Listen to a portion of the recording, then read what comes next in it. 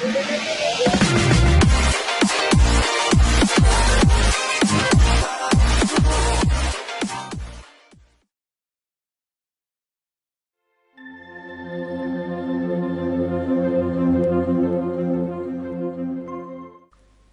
دانست میں وہ بہت چکنا ہو کر پھونک پھونک کر قدم رکھتا ہوا اس سرائے کی جانب جا رہا تھا جہاں سے وہ اس جہنم کی طرف آیا تھا۔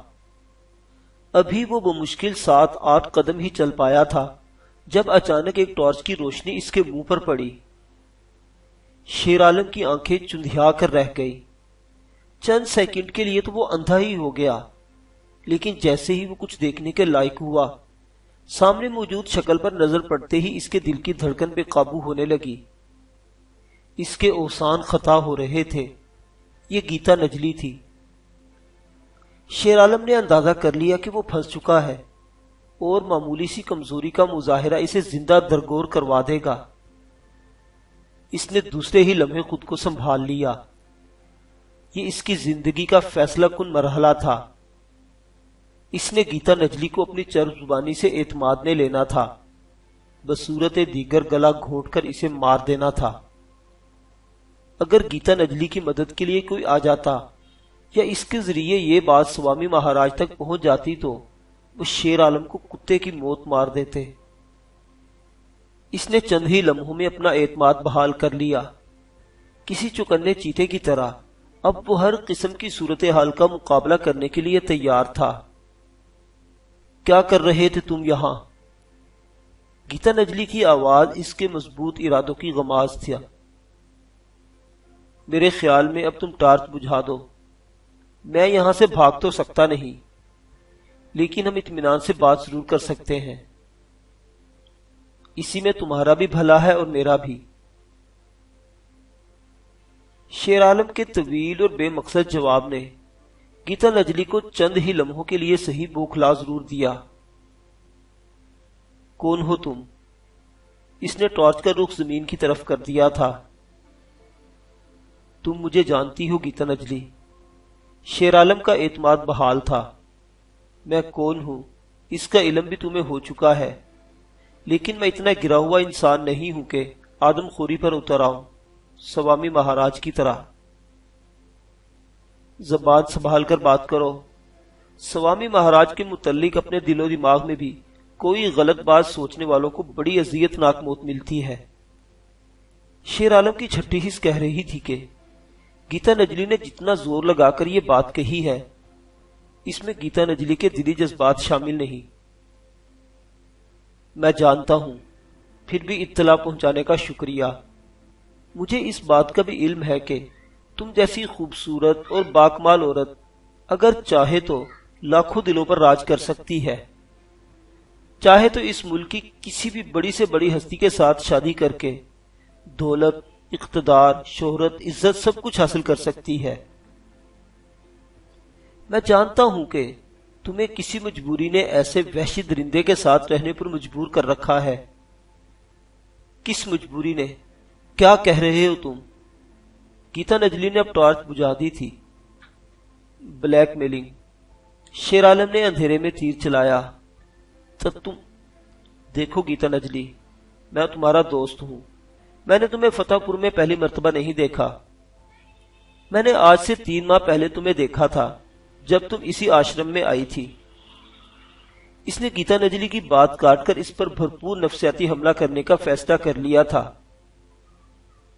بیٹھ جاؤ۔ میں نے کہا نا کہ میں تمہارا دوست ہوں۔ میری پوری بات سن لو، پھر مجھے شوق سے گولی مار دینا۔ شیر عالم نے اسے ایک پتھر پر بیٹھنے کا اشارہ کرتے ہوئے کہا۔ وہ خود بھی اس پتھر کے سامنے ایک اور پتھر پر بیٹھ گیا تھا۔ گیتا نجلی نے کسی سحر زدہ معمول کی طرح اس کے حکم کی پیروی کی تھی۔ ہاں گیتا نجلی، میں نے جس روز تمہیں پہلی مرتبہ دیکھا تھا، اس روز سے میرا دل میرے قابو میں نہیں ہے۔ میں نے چاہا کہ تمہیں اپنا حال دل بتا دوں، لیکن روب حسن کے سامنے میری زبان گونگ رہی۔ یوں بھی میں کوئی اچھا آدمی نہیں ہوں، لیکن کب تک؟ گیتا نجلی، میری زندگی میں درجنوں لڑکیاں آئیں اور چلی گئی، لیکن میں ایک لمحے کے لیے بھی تمہیں دل سے نہیں اتار سکا اور بے بس ہو کر کھینچا چلا آیا ہوں۔ ہاں گیتا نجلی، جان لو کہ میں تمہارے سوامی مہاراج پر 1000 بار لعنت بھیجتا ہوں۔ میں یہاں کسی یاترا کے لیے نہیں، صرف تمہارا قرب حاصل کرنے آیا ہوں۔ اس کمرے تک جانے کا مقصد صرف تمہیں دیکھنا تھا۔ میں کل سے اس آشرم میں دھکے کھاتا پھر رہا ہوں کہ مجھے تمہارا ٹھکانہ معلوم ہو جائے۔ گیتا نجلی، میں برا انسان ضرور ہوں لیکن وحشی نہیں۔ میں نے زندگی میں دولت کسی پر جبر کر کے نہیں کمائی۔ میں اسمگلنگ کرتا ہوں لیکن انسانی زندگی سے اپنی ہوس نہیں مٹاتا۔ تم نے پوچھا تھا یہاں کیا ہو رہا ہے اور میں کیا کر رہا ہوں۔ میں تمہیں ڈھونڈ رہا تھا، اچھا ہوا تم مل گئی۔ میں تمہارے سوامی مہاراج کے کالے کرتوت دیکھنے نہیں نکلا۔ اس کمرے میں جو کچھ میں نے دیکھا وہ بالکل غیر ارادی تھا۔ مجھے کسی سے کچھ نہیں لینا دینا۔ میں نے تمہیں سب کچھ سچ سچ بتا دیا ہے، اب جو چاہو سلوک کرو میرے ساتھ۔ گیتا نجلی، میں نے زندگی کے 5 قیمتی سال سرحدوں کے آر پار اسمگلنگ کرتے گزارے ہیں۔ میں کسی بھی صورتحال سے خوفزدہ نہیں ہوتا۔ تم یہ نہ سمجھنا کہ میں بزدل انسان ہوں۔ میں چاہوں تو ابھی تمہیں اس راز سمیت جو تمہارے علم میں آ گیا ہے دفن کر سکتا ہوں، لیکن میں دل کے ہاتھوں مجبور ہوں۔ تم جو بھی سلوک میرے ساتھ کرو گی میں اس پر کبھی اف تک نہیں کروں گا۔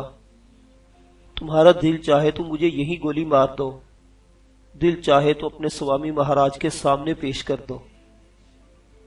آخری کلمات ادا کرتے ہوئے اس نے اداکاری کی معراج کو چھو لیا تھا اور اپنی آواز ایسی گھمبیر بنائی تھی جیسے ابھی رو دے گا۔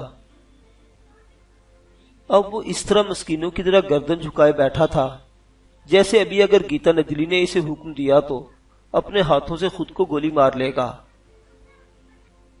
تم پاگل ہو، احتیاط سے چلو ورنہ مارے جاؤ گے۔ تم ان لوگوں کے نزدیک کسی کیڑے مکوڑی جتنی اہمیت نہیں رکھتے، سمجھے تم؟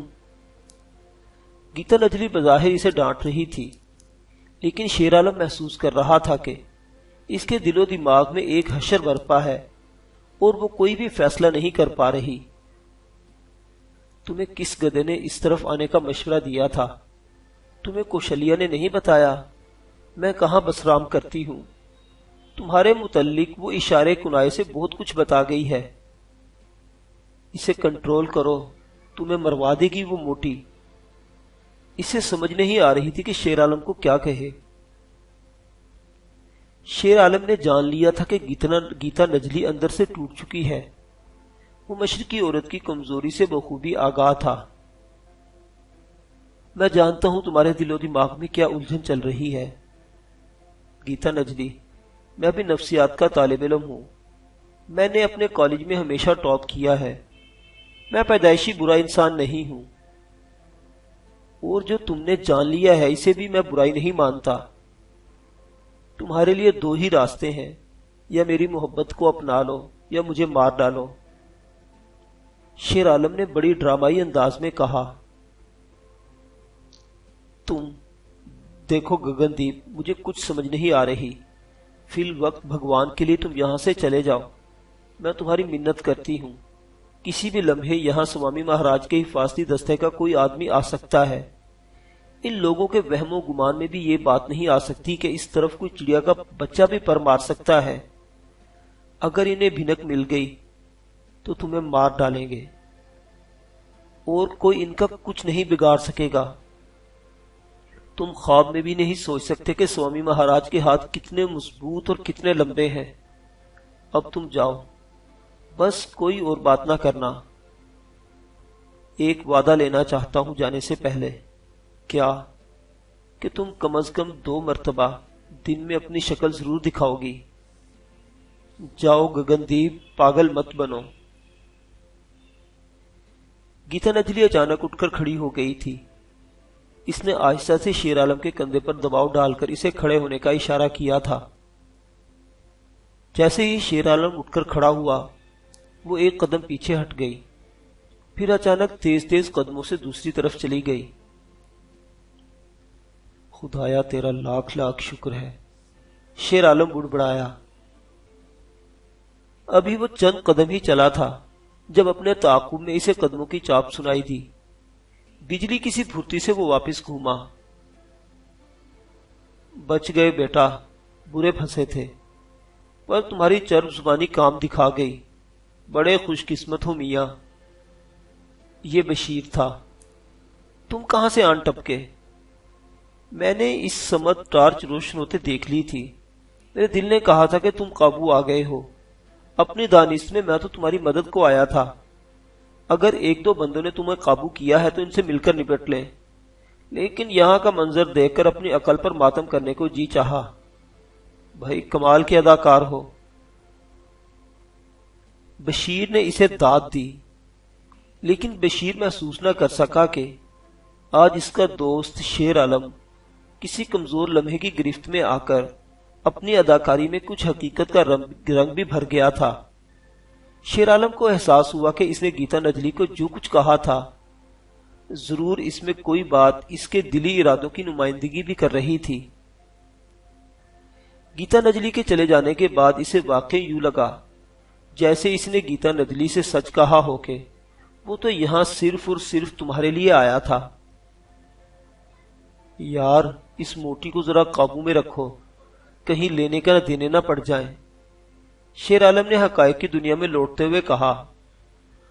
ہاں کچھ کرنا ہوگا، بشیر نے اس کی بات سے اتفاق کرتے ہوئے کہا۔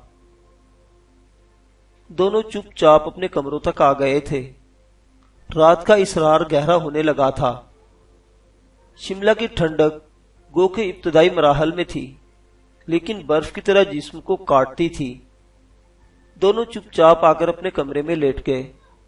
خیریت گزری کے کوشلیہ ابھی تک نہیں آئی تھی، ورنہ وہ سوالات کر کے ان کا ناک میں دم کر دیتی۔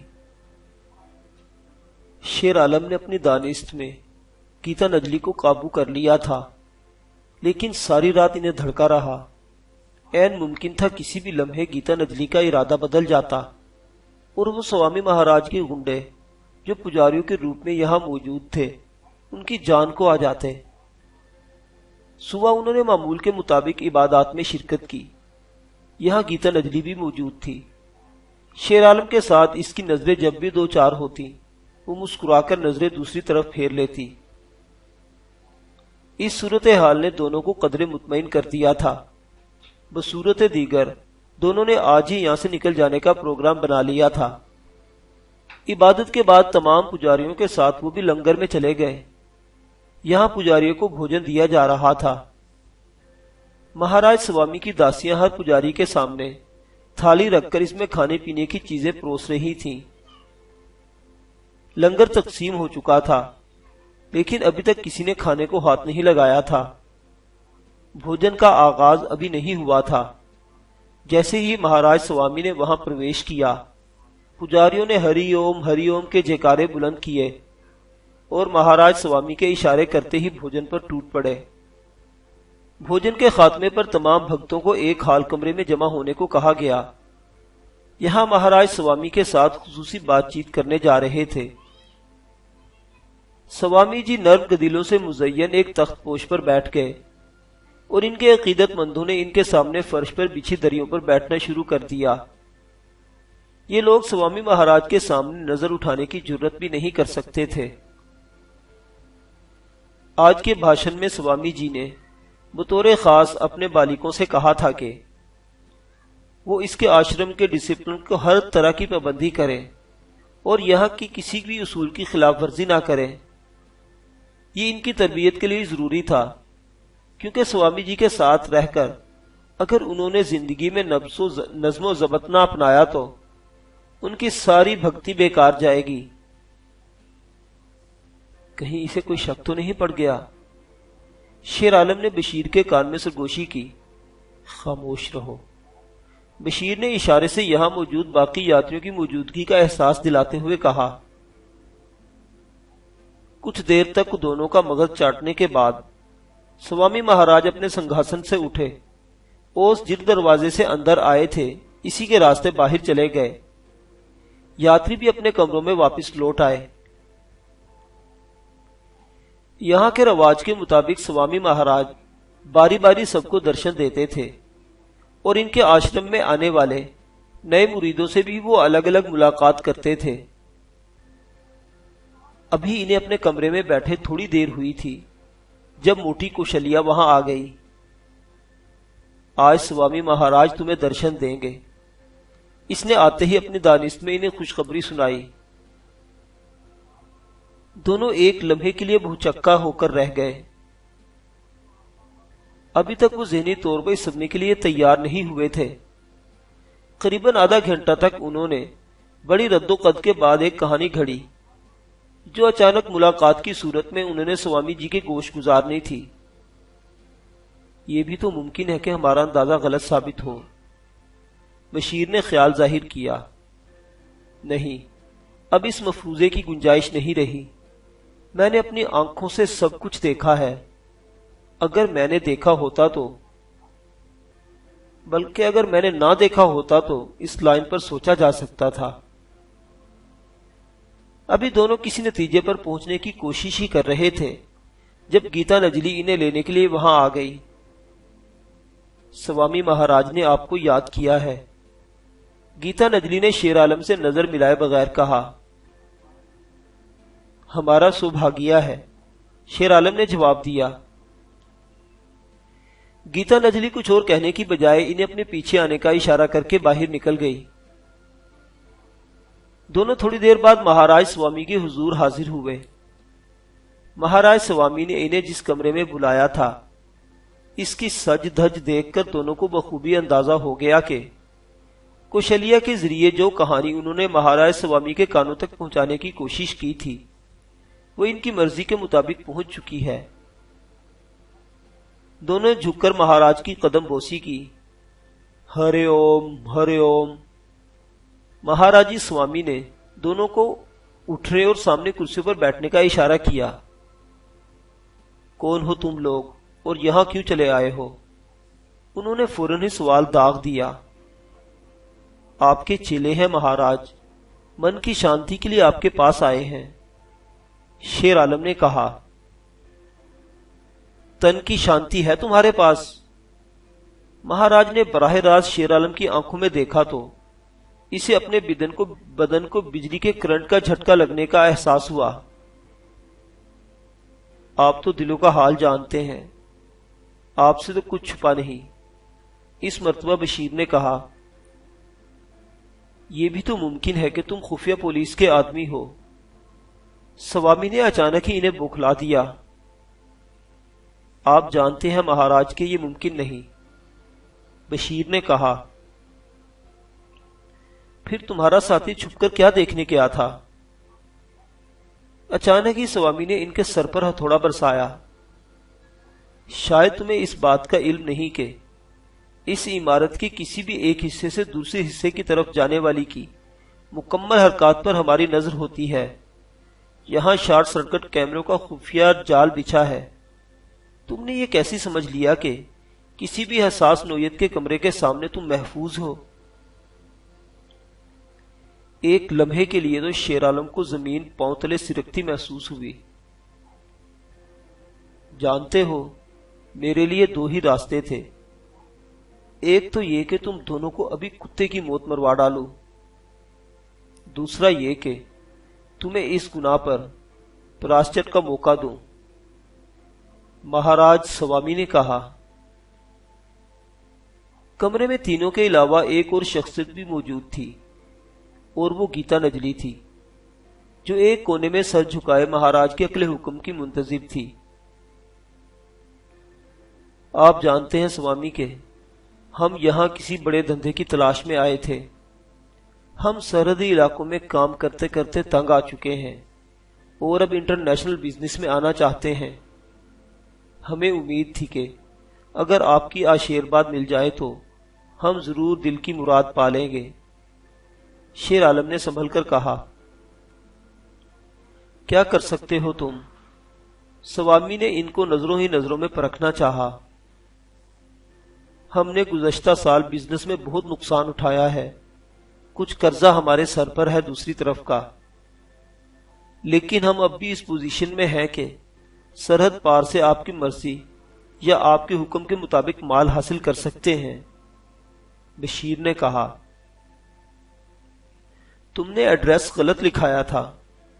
سوامی نہ جانے ان کے لیے کتنے داؤ ابھی سنبھالے رکھے تھے۔ آپ جانتے ہیں اس بزنس میں اصل ایڈریس نہیں لکھایا جاتا، شیر عالم نے فوراً ہی کہا۔ سوامی نے دونوں کی طرف سے آنکھیں بند کر لی۔ وہ کسی گہری سوچ میں ڈوبا دکھائی دے رہا تھا۔ اس درمیان گیتا نجلی نے ایک دو مرتبہ نظریں اٹھا کر ان کی طرف دیکھا تھا، لیکن جیسے ہی اس کی نگاہیں شیر عالم سے ٹکراتی وہ اپنا منہ دوسری طرف پھیر لیتی۔ قریباً 1-1.5 منٹ بعد جب ان دونوں کو یقین ہو چلا تھا کہ ان کے دلوں کی بے قابو دھڑکنیں اچانک رک جائیں گی اور دونوں کی موت واقع ہو جائے گی، اچانک ہی سوامی نے آنکھیں کھول دی۔ میں اپنے دوستوں اور دشمنوں کو ایک موقع ضرور دیا کرتا ہوں، یوں بھی مجھے بندھا ہوا شکار مارنے میں مزہ نہیں آتا۔ تم دنیا کے کسی بھی کونے میں اگر مجھ سے بغاوت کا تصور بھی کرو گے تو مارے جاؤ گے۔ اگر یہاں اچھے من سے آئے ہو تو بامراد لوٹو گے، اگر تمہاری نیت میں کوئی فتور ہے تو بچ نہیں پاؤ گے۔ اور ہاں، یہ بات شاید تمہارے لیے نئی ہو کہ میرا دوسرا روپ دیکھ لینے والے کو ہر وقت اپنی زبان اور آنکھیں میری طرف سے بند رکھنا پڑتی ہیں۔ اگر تم اس ملکوں کی سڑکوں پر چیخ چلا کر بھی یہ کہتے رہو کہ میں شیطان ہوں تو کوئی گدھا تمہاری باتوں پر یقین نہیں کرے گا۔ ہمارے بدیسی دوست چاہتے ہیں کہ اب ہم پاؤڈر کا کام کریں۔ ہمیں سرحد پار سے ہیروئن چاہیے۔ میں تمہیں صرف 2 باتوں کی گارنٹی دیتا ہوں، جب تک میرے وفادار رہو گے فائدے میں رہو گے۔ تمہاری ہوا کی طرف بھی کوئی نہیں دیکھے گا، لیکن جیسے ہی تمہارا دماغ خراب ہوا ہوائیں تمہیں ڈس لیں گی۔ اور دوسری گارنٹی یہ ہے کہ اگر اپنے دعوے کے مطابق تم نے ہماری ضروریات پوری کرنے کا اہتمام کیا تو چند پھیروں کے بعد ہی تم اتنے دولت مند ہو جاؤ گے کہ دنیا تمہارے قدموں تلے مختصر ہونے لگے گی۔ جے ہو مہاراج کی، سوامی مہاراج کی جے ہو۔ دونوں نے زندگی کی نوید ملنے پر سوامی مہاراج کے قدموں میں گرنے کی شاندار اداکاری کی۔ دونوں سوچ رہے تھے کہ اب کچھ دنوں تک ہی صحیح وہ بھارتی انٹیلیجنس کی گرفت سے محفوظ رہیں گے، جس نے ان کی تلاش کا ہر ممکن راستہ اختیار کیا تھا اور جو انہیں گرفتار کرنا اپنے لیے چیلنج بنا چکے تھے۔ دونوں ہندی زبان میں اتنی شد بدھ رکھتے تھے کہ اخبارات کا مطالعہ آسانی سے کر لیں، اور دونوں نے اخبارات میں اپنے فرار کی سنسنی خیز خبریں پڑھ لی تھی۔ فی الوقت اس سے زیادہ محفوظ پناہ گاہ ان کے لیے اور کوئی ہو ہی نہیں سکتی تھی۔